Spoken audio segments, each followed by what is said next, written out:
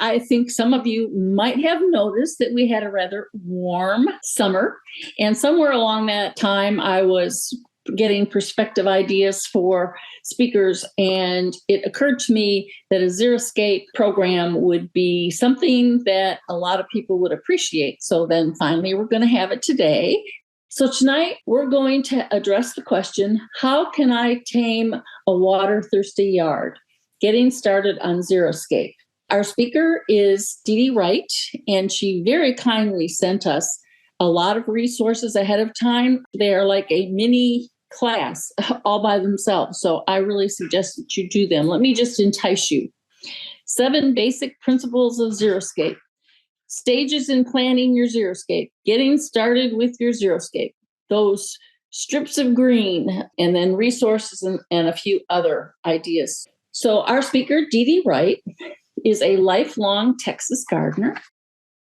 And she said she learned a lot of this at her grandmother's knee, which is very much in line with what we want to start having more involvement with, getting to the youth, getting to the young, getting to our own family grandchildren. And her particular interests are native plants, Xeriscape, and invasive plants. She has been an active member of the Native Plant Society of Texas since 1996, which we were talking about long-term members. That's 27 years. And helped organize the Guadalupe County NPSOT chapter in 2007 and the New Braunfels chapter in 2019. She has served as president of the San Antonio, Guadalupe County, and New Braunfels chapters of NPSOT. She has also served 4 years as the vice president of education at the state level, and for 6 years on the NLCP committee. Deedy has completed multiple native plant courses at the Ladybird and landscaping classes at Texas A&M. She served on the Native Landscape Certification Program Steering Committee for 6 years and is an NLCP instructor. She is currently working with her chapter to present level 2 next year. Deedy has taken the Texas Invader training on invasive plants, and in addition, she was a certified master gardener for 15 years in Bexar and Guadalupe County. She's a retired secondary language arts and social studies teacher. She has taught adult continuing ed classes on various gardening topics in San Antonio and New Braunfels area. And I, for one, am just so glad you're here. I'm so interested in this subject, and I turn it over to you. Well, I appreciate this opportunity to talk to y'all because I feel this is a very important thing for people to talk about since we do native plants, and native plants fit with xeriscaping perfectly because they're really adapted to what we want to do. And just to make clear, Xeriscape is a method of landscaping. It's not a form like formal or informal or wildscape. It is a way of doing it. You can do it. You can Xeriscape any style that you want. So keep that in mind. So, quick etymology lesson, because a lot of people like to call this xeroscaping. It is not xeroscaping. And I really object to that. But it comes from the xera, comes from the Greek word xeros, which means dry, and scape means picture. You put it together and you have Xeriscape. There is no zero. These two pictures here are both examples of Xeriscaping. So does your yard look like this? It's the typical contractor scape. You got the tree in front, you've got the bushes next to the house, and you got lots of grass. Not a good way to go. Or would you like it to look more like this? This happened to be my house in Shirts when I sold it. Or you could have it look like this, which was my backyard. Not a lot of grass and a lot of plants. So xeriscaping does not have to be rocks and pretty desolate looking like the pictures on the left. And I see people here that identify as doing low water landscaping, and these are the pictures that they show, and they call it xeriscaping. It is not. No, nowhere in Xeriscape are you going to see all these rocks because it's not good. But xeriscaping can be like the ones on the right, where you see greenery, you see flowers, you see color, you do see some grass, you do see some rocks, but they're not the dominant thing. There are 7 basic principles of xeriscaping. First thing is to reduce the amount of lawn you have. That's your biggest water sucker. And it is recommended that you get rid of about 50% of your lawn grass. And there are various ways that you can do that. As you're getting started, you need to develop a landscape design that works for you. What do you want to do with that land around your house? How do you want to use it? Think about it as different rooms. You need to remember in your landscape plan that it's right plant, right place, which means that plants that need the same amount of sun, water, and type of soil need to be planted with each other. Otherwise, you're going to have some problems. I've seen people try to put cactus and ferns together. That does not work because that fern is either going to be happy and the cactus unhappy or vice versa. So, right plant, right place. You need to consider your ecosystem, and y'all, your chapter covers 2 ecosystems. So, a little bit of difference in there that I'm hoping I can cover when I show plants. You also have microclimates, and these are little areas around your house, maybe the side of the house that doesn't get all of the blistering hot sun. You can grow things there that you can't elsewhere. Or perhaps it's a part of your yard that doesn't get the cold north wind, and you can grow some really tender things there. Or maybe it's an area that gets an awful lot of water, and maybe you want to do a rain garden there. So consider your microclimates. You also, your landscape design has to accommodate what's there and you can't move. You're probably not going to change the footprint of your house. You probably have various easements that you're not going to be able to do anything with. You may have a lovely tree that you want to keep, so you don't want to do anything to hurt it. So you need to consider what you can't change and work with it. And of course, last of all, you got to be able to pay for it. And that moves into part of some of the other advice that I'll give you. When you choose your plants, you need xeric plants and think natives. The natives to your area are going to work best and be the best for you. You may need to amend your soil. If you're like some people around here, when the builders finish, they bring in, they call it the red clay, the red death clay. It just won't grow anything. I don't know where they get it, but they call it topsoil. It's not. If you have the original soil that was there, that should be there, you won't have to do much amending at all. But if you amend, think compost, that always helps soil, think mulch, and think not to use a lot of chemicals. The chemicals are not good for you, your soil, or your plants. Up here, we have areas that really don't have any soil. If you get into the hill country, you have limestone. And so they have to add soil. So we do above ground beds because that's the only way they're going to be able to grow some things. But I don't think you'll have that problem.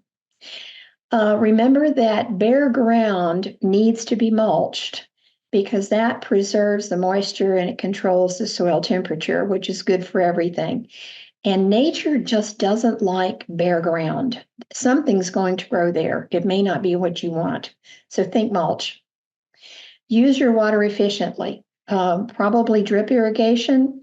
And believe it or not, hand irrigation is pretty efficient. I've had various people from water districts that say it's not all bad because if you're watering by hand, you're directing that water at exactly what you want the water to be on. You're not watering a bunch of other things. One of the other surprises. I have been taught for years to use the leaky hoses, those things that weep. They're having second thoughts about those. It seems that they're not nearly as efficient as they were put out to be. Secondly, they usually only last about 2, maybe 3 years, and then they start to deteriorate and break and really leak like mad. So you might not want to invest in the leaky hoses or the weeping hoses. You might want to go for actual irrigation.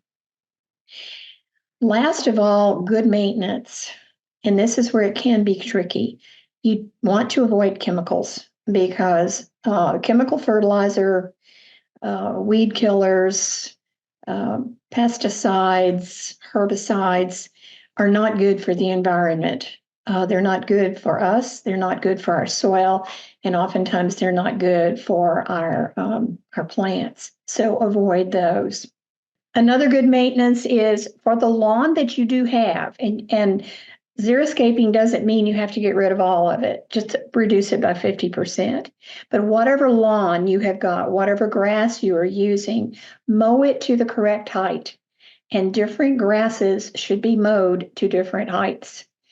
If anything, mow it high because it does help to shade its roots, and that will help it survive better, help it maintain moisture, and so on. And then the last one is the tricky one, and that is to prune your natives correctly. Natives are not cared for like many of our traditional heritage plants, where you can go out and just hedge them and cut them back and whatever. They don't want that much attention. They're really a little more hands-off. So this is where an LCP, for instance, can help you, or for various classes. I know the Lady Bird Johnson Wildflower Center offers classes, and they are now doing hybrids. And so you don't have to be in the Austin area to take them, which is wonderful. So learn how to prune your natives correctly. And that doesn't mean after the first freeze, you come out and you cut everything down and make it so tidy and nice. That's not what you really need to do. And that just goes against everything that we normally do. But anyway, these are your 7 basic principles of Xeriscape. All right, when you're getting started, before you do anything, first of all, decide what's your goal. Why are you doing it? Is it to conserve water? Is it to provide places for critters to live, to eat, to raise their babies? Why are you doing it? And there may be several reasons, and that's good. Get some ideas. Look around for xeriscapes in your area, things that you like. Take pictures. Don't trust your memory. Invariably, it's that little detail that you really didn't pay attention to that you're going to want to know. So take pictures. Draw a plan for your yard. One good place to start is, first of all, get that graph paper that has the big squares on it, and you can get it legal size and even bigger, so that you can draw a plan and really get detailed if you want to. You can also use the little, when you close on a house, they give you a diagram that shows all of the easements and all of the hardscape and so on. That can be very helpful too. Then implement your plan as you go, but don't just go into it head on. Make hardscape your friend. If you do a patio, if it is water permeable, in other words, you don't put anything to seal it and the water can soak through, that's okay. You're not stopping that water from getting into the soil, and you do want it to. So hardscape, you can do flagstone walkways. You can do a deck out of bricks. I mean, all kinds of things that you can do. Covers a lot of area, so it'll get rid of a lot of grass. And then celebrate as you go. Too often we get so wrapped up in doing everything that we can, and we just got to get it done. Sit back and enjoy what you've done. It's good for you. You'll feel better. Now, just a little case study. This was the house that I bought in fall of 1999. This is basically what it looked like, except for the little tree that you see right in the middle there. That was a red oak that I bought because I wanted to keep the west sun out of my dining room windows. That's what those double windows are. You'll notice that there was a pecan tree right here over in front of the big window. And then over to the far left, you can see some really dark foliage. That was my neighbor's oak tree. That had to be one of the fastest growing oaks I have ever seen. It was already in this picture, it was already into my yard. So I knew some things were going to have to change. Did get rid of that pecan, did get an arborist regularly that trimmed that oak back, but I understand that it's now taken over. But this is what I started with. Very much a contractor, kind of a blah landscape. This is what it looked like 5 years later. You can see that the little red oak has grown significantly. The pecan tree is gone. There is a lot of lawn gone, more flower beds. That little tree is shading those windows just like I wanted. But the neighbor's oak tree is still coming on. This is 3 years after that. And once again, there's that red oak. It's getting big. The mountain laurel over here is getting big. This little red bud planted itself, and I just let it grow. And the neighbor's tree is continuing to come into the yard. This was the year that I sold it. This was 2009. And you can see things had really matured. There wasn't a whole lot of grass left. And I will tell you the sad story. The guy who bought it didn't like it. He told us before I moved out that we could dig out anything we wanted as long as we didn't leave a hole. And so the Native Plant Society, the Master Gardeners, my neighbors, my relatives, my friends, and me did a lot of digging, and we took a lot of these plants with us. So they didn't just get thrown away, but he put it back into all grass. So my Xeriscape was gone. And if you'll notice over here to the far right, there is a red yucca. It was a big one. It was about 3 feet across. He took it out. I don't I don't envy him. If you've ever tried to dig one of those things, they are determined, but he got it out. This is the house that I bought in 2009, and this was the picture that the real estate company had on their little flyer. And again, a very typical contractor yard. We have street trees here. So this was my little chinkapin oak that had been planted. I found out later it was planted too deep, and I had to do some excavation for it. This was about 5 years later. The chinkapin's grown considerably. A lot has changed. There is no grass in my front yard. And I really need to take a more current picture because things have changed from there. But it has really matured. And I have gone from an all sun yard to an all shade yard, which is one of the reasons that gardens are always changing. So let's look at some ideas, things that you might want to do with your Xeriscape. These are just, things that I enjoyed doing. This is a no grass front yard. There is no grass to mow or edge in this yard. You'll notice there's a walkway. It looks like it's either a crushed granite or a real fine gravel that they have put metal edging around to keep it in place. You'll notice that everything beyond that is mulched. They have a few large plants underneath the tree that evidently that's a plant that wants shade. I don't think it's a native, but they got rid of all of their grass. You don't have to do that if you don't want to, but they did, and it looks good. On the left, this is my backyard. I got rid of some grass by extending a walkway around a fountain that was already here and putting up an arbor. And then I added a bird bath, and the birds seemed to really appreciate it. Then a mealy blue sage planted itself there and has flourished ever since. On the right, I did not do this, but I thought it was a good example. It's not all native, but it is some native. And it's another way to get rid of a lot of grass. They just use mulch for their walkway. And if you'll notice, they put bricks along the edge. And I found out when I was scrounging, because I couldn't buy them, that if you go to neighborhoods where they're building and they have a big pile of just refuse over to one side, If there are bricks in there, you can take them. They don't want them. They're going to haul them off to the dump. And that's one way to get bricks free. It does involve a lot of hauling, which I'm beyond now. I'm not going to do that anymore. But you'll notice here's a little rose pavonia over to one side in bloom. It's hard to tell what the rest of them are. I think maybe that pinky thing may be zinnias. I don't know for sure. Theirs looks like a sago palm that is not native. But the idea is there. All the plants are not native, but you could make them all native if you so chose. This was my backyard.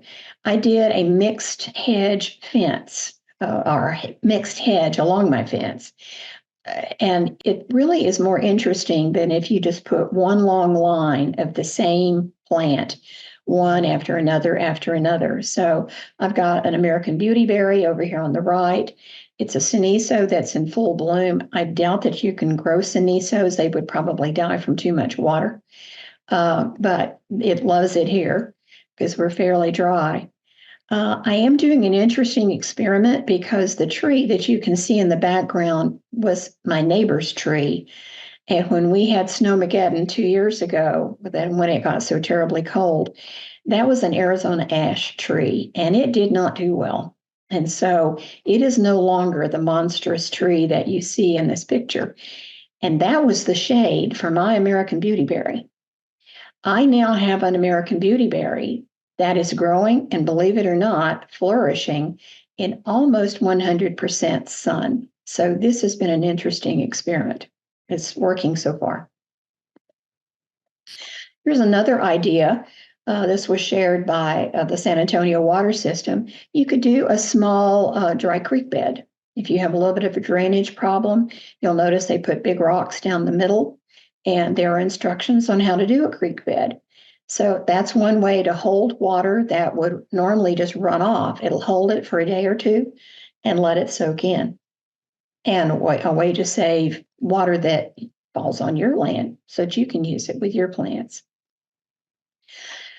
Over on the left, this was, again, my house that I'm living in now. I got all the grass out of that hell strip and put in all kinds of natives. And what's interesting is how they have decided to move around and grow where they want to. And some others, I have added some to it. But it's really amazing how natives will seek out places that they like to be. And of course, if you don't want them there, you can dig them up and put them into plant sale. Another good idea. On the right, this is just a very restful backyard retreat. You'll notice over in the far corner, there's a very comfy chair sitting there, hidden back behind what looks like it's probably a Turk's cap. They've got some red yucca there. It's just very easy going. They have flagstones that they walked on. They did not cement them in, and you'll notice that they have some larger rocks kind of filling over into the bed, but it's not a large area. And so using rocks in this manner is really very effective. Again, on the left, this is in my backyard. I have some, these are family bulbs that they're not native, but I love them because of who I got them from. And I put a bottle tree in there, and I thought that the blue and the yellow were kind of a nice contrast. So you don't have to be 100% native. It's okay to have things that remind you of friends or relatives. And then on the right, that was the fountain that was here when I moved into my house. And I had thought I always wanted a fountain, and I was so excited that I was getting a fountain. Well, a couple of years later, I wasn't nearly so excited because we have droughts here and we go into water rationing. And if we go into stage 2 water rationing, we can't run fountains. So now I've got to clean the thing out. And just taking care of a fountain got to be more than I wanted to do. So I decided I'm going to repurpose this dude. It was way too big to move. It's not going anywhere. And I did ask if perhaps I have friends that said, I will take it. And I said, if you can get it out of my yard, it's yours. So she actually contacted somebody who put in fountains, and he looked at it and he said, I can't get anything through the gate to get to the backyard that could haul that. So, nope. So that fountain, it'll be there forever, I guess. I tried planting cacti in it. I thought I got cacti that could survive cold. Well, they didn't. It has now been reduced by one more level. I don't have this top level on it. And I've got various and sundry natives in there now, and it's doing fine. So it has been an interesting experiment, an ongoing one. You can do teeny tiny little rain gardens like this one on the left. Just anything that will help keep that water on your property, because that's the rain that you want to keep. Then on the right, here is a very interesting and a controlled use of river rock.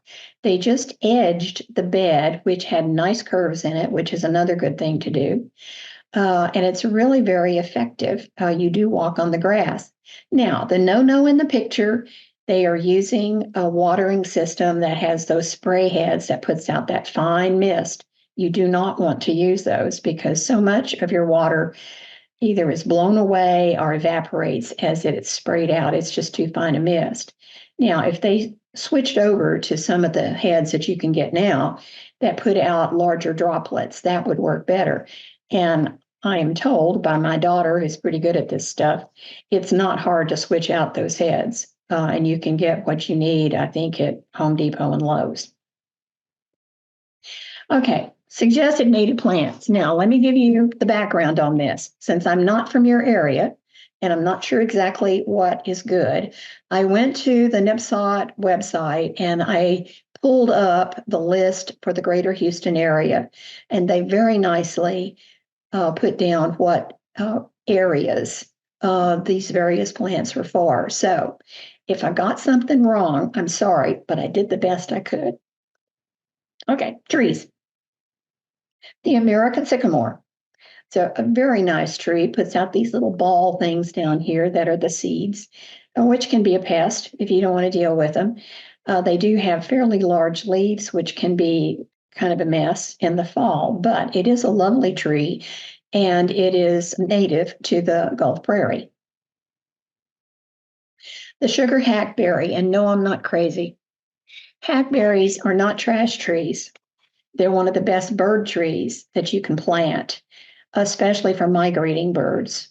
And a lot of birds migrate through Texas. So this is something that is very good for them. They're weak trees. You do not want to put them next to your house because a limb can come crashing down. You want to put them away. So if a limb decides to come crashing down or the whole tree splits in half, like can happen, it won't hurt anything. But they are good trees. And if you feed birds very much, you will probably have a lot of these coming up because the birds eat them and then they plant them. I guess they want more. Sweet gum. This is also a very pretty tree, and the little gumballs make interesting dried arrangements. You just don't want to step on them barefooted because they hurt. But it's a great tree, and it grows in both of your ecoregions. So you could use it. I was surprised that it could go on an island, but that's what it said. So I'm trusting what I was told. The eastern red cedar has the advantage of being an evergreen. We don't have a whole lot of native evergreens because it takes a lot of energy to stay green in the winter. So many of our plants go dormant, but this one is an evergreen. It has the little berries on it that are eaten by the birds. And I don't know if y'all have a problem with its pollen. We're in the midst of, it's called cedar. It's not really a cedar. It's a juniper up here that is native, and it's turning loose of clouds of pollen. So I don't know if the eastern red cedar does that. It may very well because they're probably air pollinated like our junipers. Small trees, large shrubs. The parsley hawthorn, this is great because it will grow in part shade, and not a lot of things like to be in the shade. And this will grow in both of your ecoregions.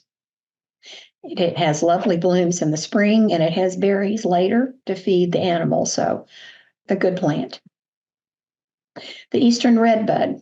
Now, we need to talk about this. There are three kinds of redbuds.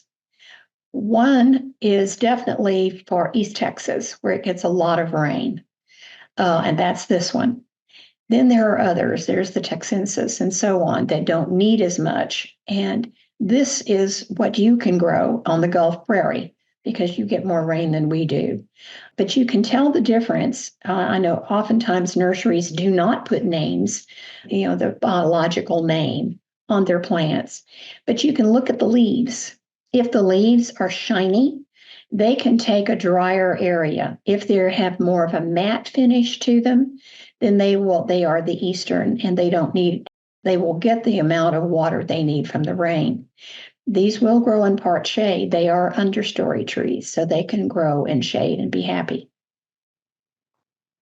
The possum haw holly, I have one in my backyard, and every bird in the neighborhood loves that tree.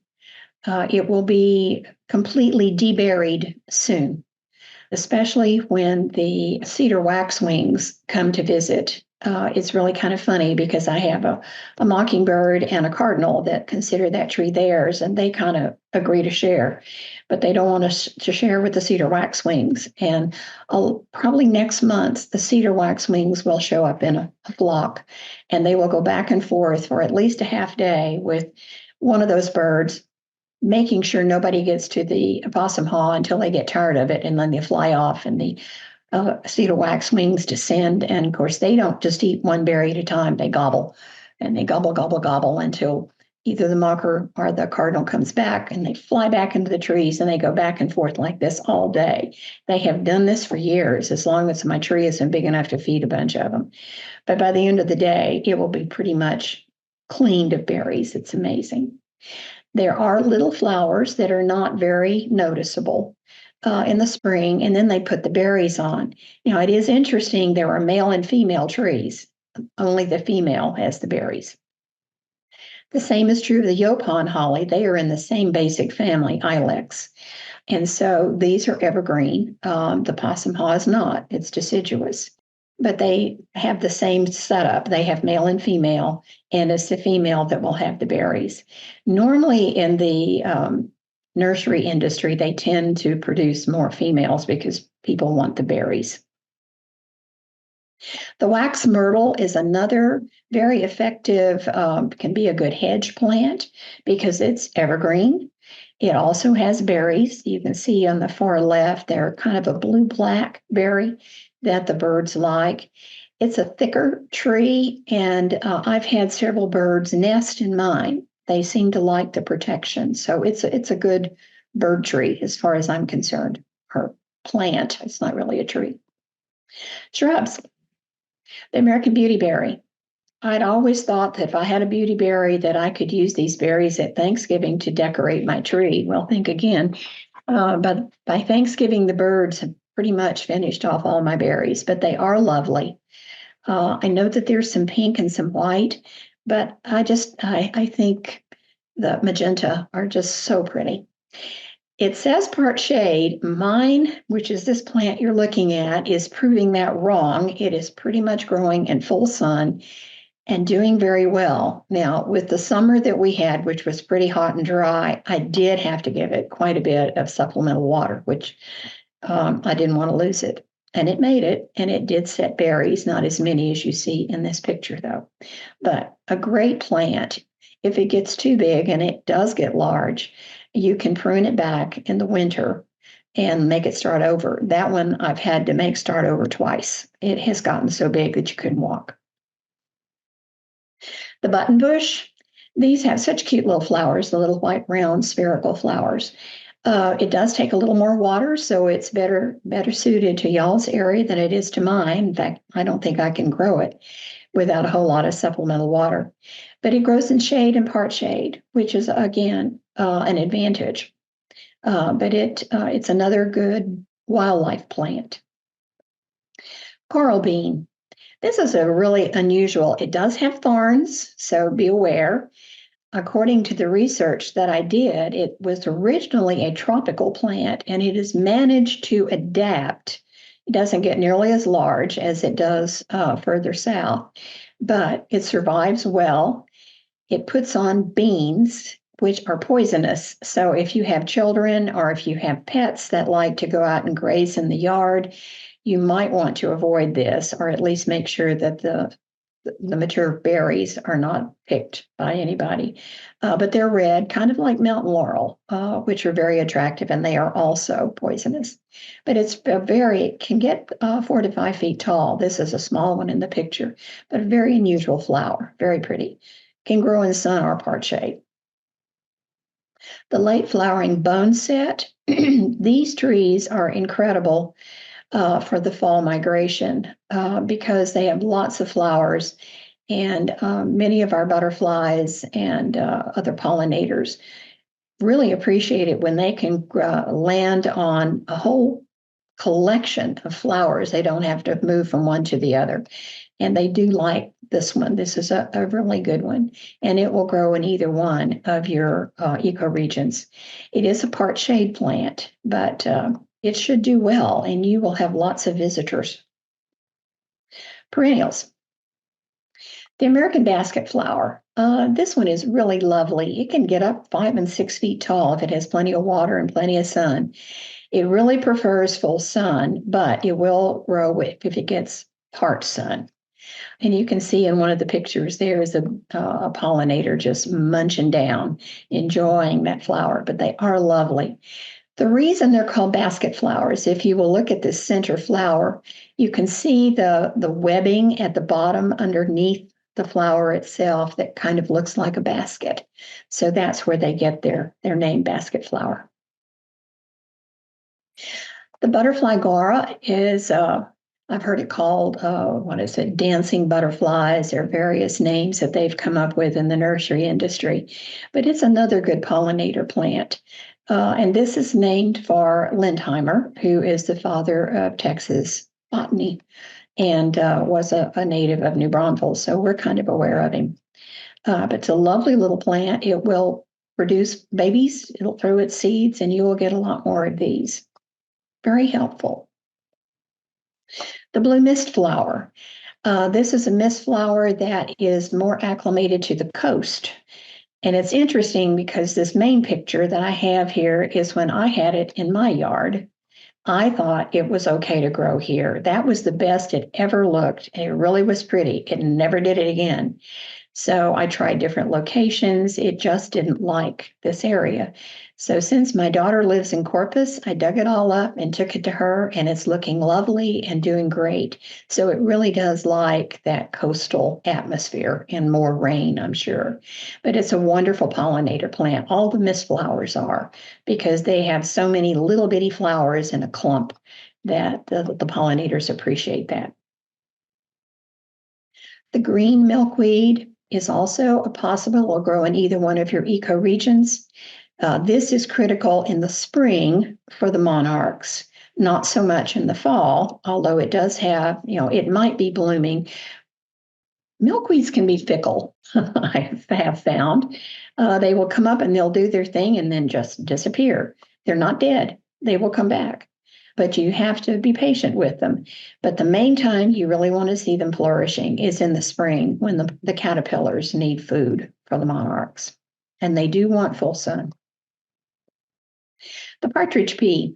This is a pretty little thing. Lots of yellow flowers. It just covers itself. It's a little annual that is great. And again, anything that has all this flowering is good for your pollinators. They will appreciate it and they will come visit you. So this is a plant that you might want to try. And it will work in either of your ecoregions.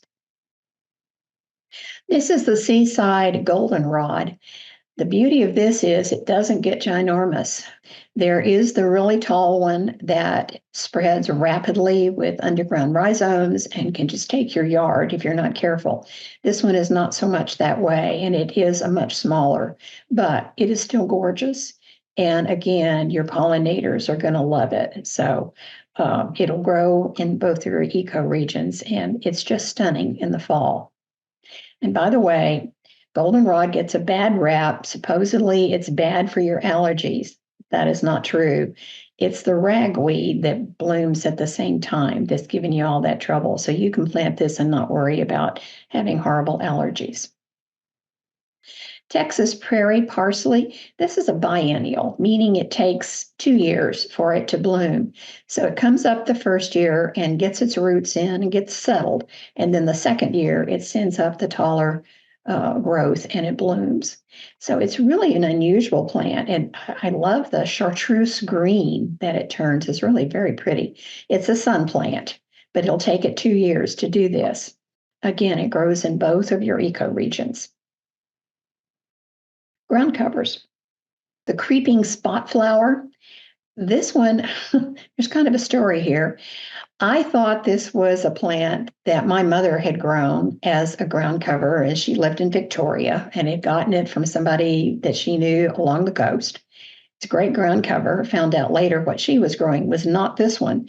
It's actually invasive, unfortunately. But I just found that out fairly recently. And by that time, I had already shared this other one that is a non-native and invasive with my daughter who lives in Corpus. She's planted it happily in that hell strip. It's doing great. It'll hold on to anything, but it's like, oh, I'm so sorry.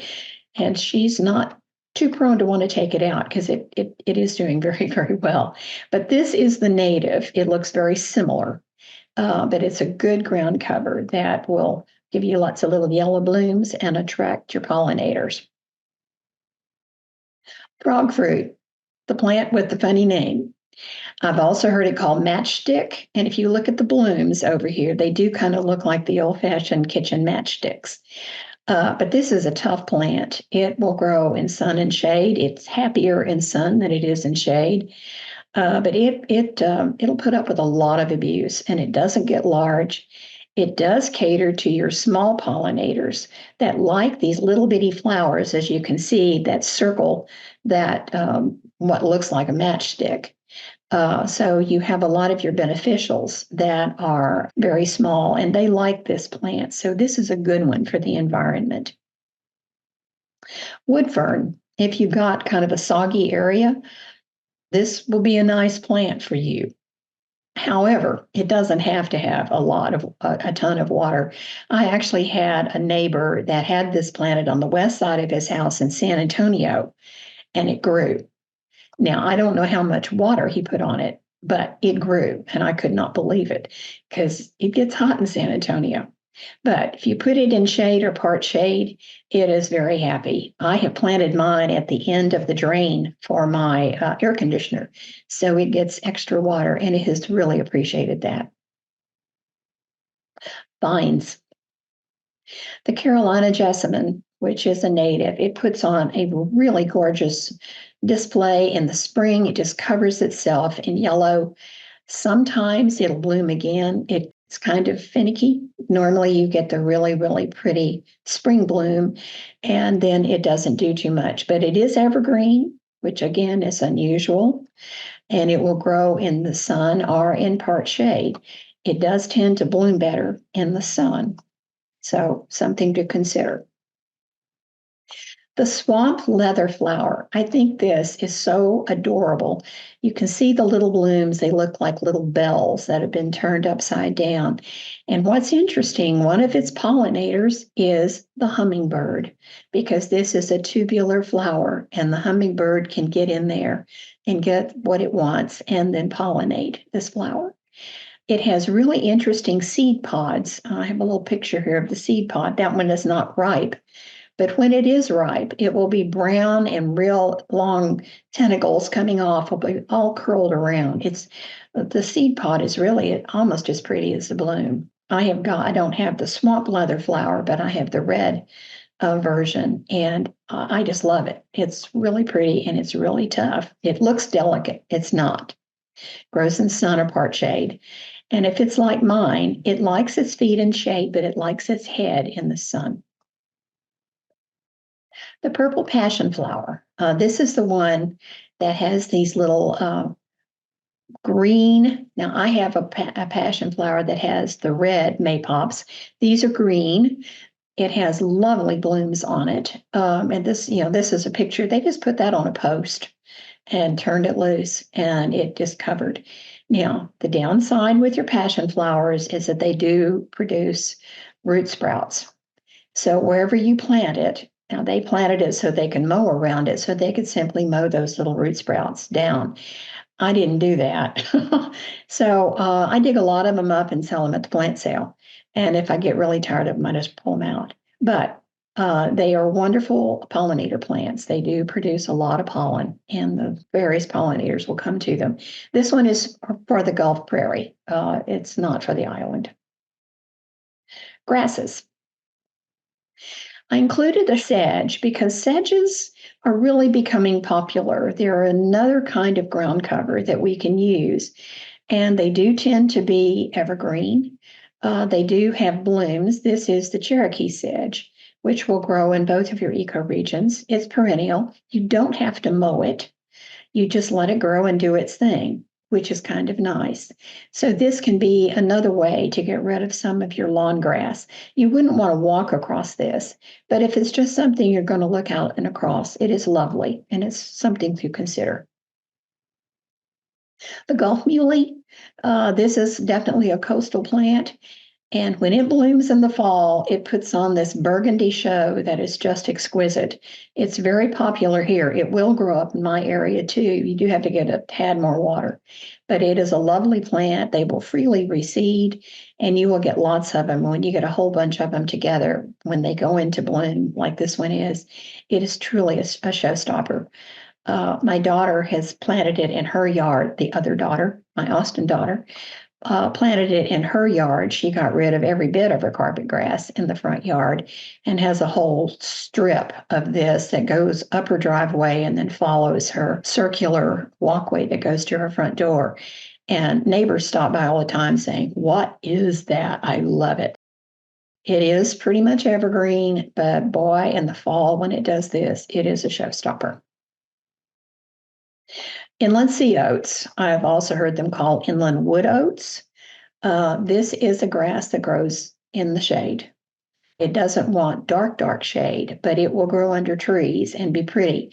It puts these seed heads out. They're green initially, and then as it goes into the summer, they turn brown. The birds will eat them. They will also use the leaves for their nests, so it does help quite a few things.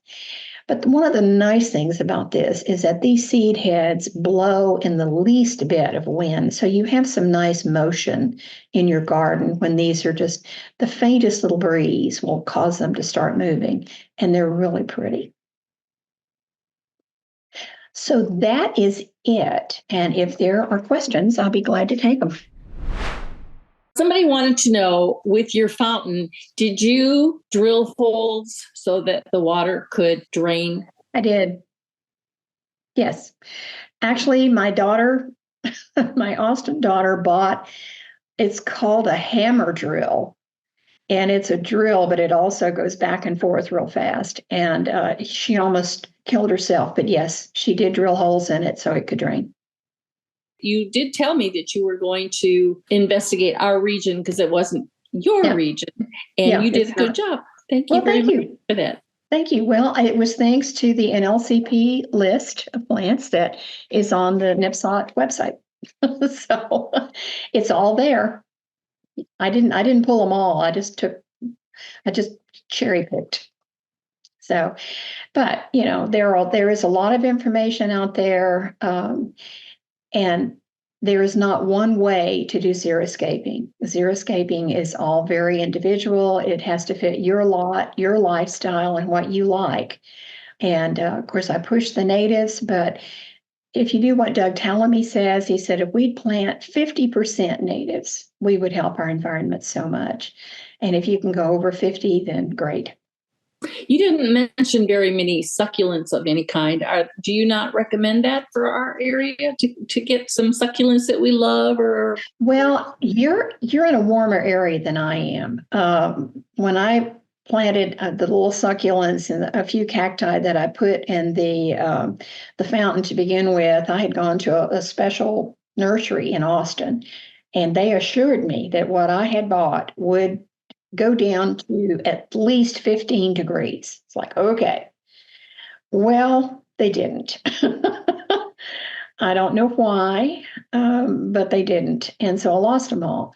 So I grow succulents, but I grow them in pots. So if I want to keep them, I can bring them in and shelter them. I don't put them in the ground. And that's just because it got down to 0 up here 2 years ago. So a lot of things really suffered. It's just that, as you had said at the beginning, a lot of us think that that is the definition of a xeriscape. Yes, it's not. It is not. You can use it. It definitely you can, but it doesn't have to be rocks and cacti. In fact, I don't think cacti would be terribly happy in a lot of your area. It's too much water. You'd have to really build up the land so that it could drain, and they wouldn't get there, because if their roots stay wet all the time, they rot. We do the level 1, which I know you were one of the authors of those programs. And so there's a lot of people that are really very interested in this information. And, we use what we learn. Yes. Well, and, ask questions. Oh, for Pete's sake, ask questions. That's how I learned. One of my best friends in the Guadalupe chapter, when she first joined, she knew nothing about natives. And I noticed that every time we had a plant sale, she was always right behind me. And finally I asked her, I said, "What are you doing?" She said, "I'm listening and I'm learning." And that's how I learned. I ask a lot of questions, but I had the advantage of having a family that were gardeners. Unfortunately, my family, my grandmother and my mother, were not native plant people at all. They thought that anything non-native was definitely preferable to the native stuff. The native stuff was just weeds. You heard that before? Well, when you think back to that time, were native plants even discussed? I mean, was it even a concept? Not much. Not much at all. You could buy mountain laurel, siniso, yellow bells, some native trees, more native trees than other things. But no, there was not. There was a big push that started in the 1980s, at least up in this area. And they tried to really push the native plants hard, and they lost. They went bankrupt. Several nurseries went bankrupt. So it was a total disaster. And it really wasn't until this area started to grow, and of course we have water issues. San Antonio has got one of the best water conservation plans and projects in the nation.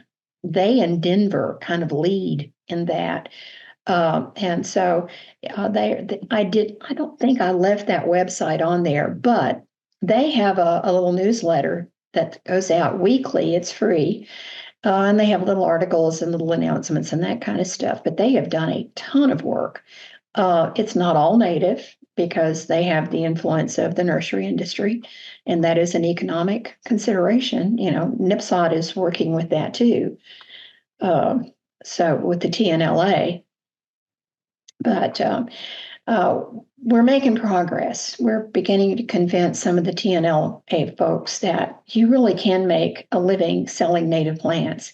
I don't know about y'all's plant sales, but we are besieged every time we have a plant sale. I mean, it is just stand back and let them get to those plants. We are cleaned out, just cleaned out. Usually within 2 to 2.5 hours, we have sold everything we've got. Our last plant sale, we had about 1,000 plants, and they cleaned us out in 2.5 hours. We're getting a lot of competition here now, but we're still doing very, very well. We also get cleaned out pretty quick. Yeah. Okay, so thank you very much for coming and visiting us.